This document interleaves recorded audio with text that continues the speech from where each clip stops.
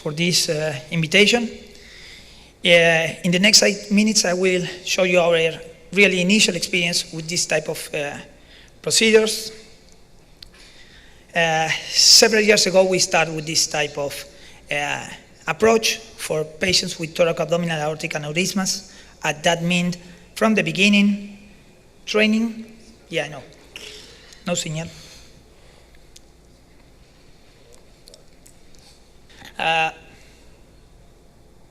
But they don't have images right there. It's okay? Okay. So, as I tell you before, starting with this program means from the beginning training, technology, and also help from Cook, Dr. Luis Sanchez from US, and Dr. Marcelo Ferreira from Brazil.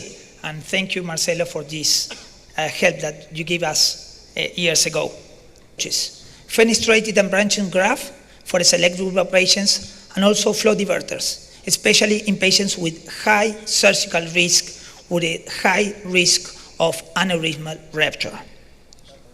The procedure starts analyzing the angio-CT images using the OSIRIC software. So it allowed us to decide if the patient should be treated with a standard endograft or a custom-made endograft. After that, if the patient was selected for custom endograft, we send the images to Australia, and after probably 2 or 3 weeks, we receive the plan with all the anatomic analysis, clock orientations, distances between visceral arteries, and the device plan to be checked and confirmed. But all those steps took us approximately between 2 or 3 months.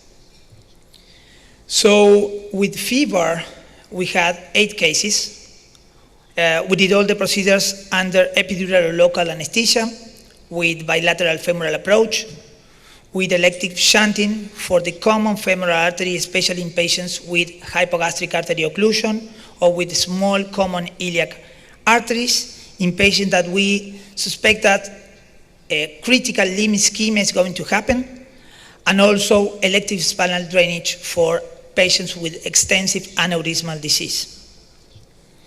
Those are some images. You can see there the sheath cannulating both renal arteries, the right renal in the top, and in the right side of the screen, the final angiogram.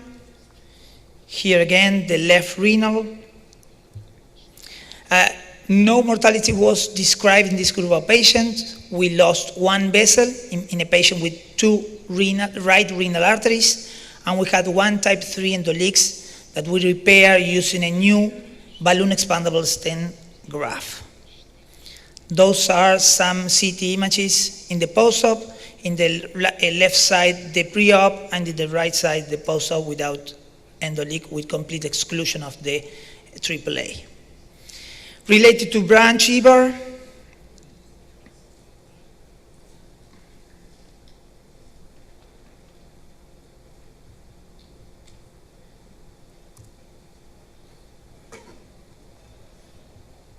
stop working. Another plan from Australia, sorry. Some of the materials we need into the OR, another plan. Another plan. All the procedures except 1 were done under general anesthesia. We use spinal drainage in every patient, subclavian and femoral approach also in every patient, and we deploy first the aortic component, and then we cannulate every branches from the subclavian artery. In this patient, we use the right subclavian artery for access.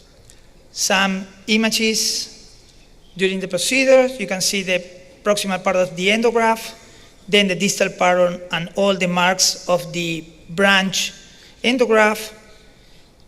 There you can see how can orientate the markers related to the branches. Here is the branch endograft fully deployment. There you can see the sheath outside the endograft through the branch, selective renal cannulation through the branch, and after the fluent system graft deployment, we also use the silver stent for alignment. Some other endograft, final angiograms, another final angiograms. No mortality, no endoleaks, impaired renal function in one patient, and another patient received an arch debranching 2 years later due to a proximal thoracic aneurysm. We performed 2 procedures using flow diverter stents in the compassionate use. Case number 1 was a 75-year-old male with a 9 centimeters toracoabdominal aortic aneurysm. He was planned to be treated by a branch stent graft, but 2 weeks after the first visit, he became symptomatic, so we decided to treat the patient with this flow diverter stent.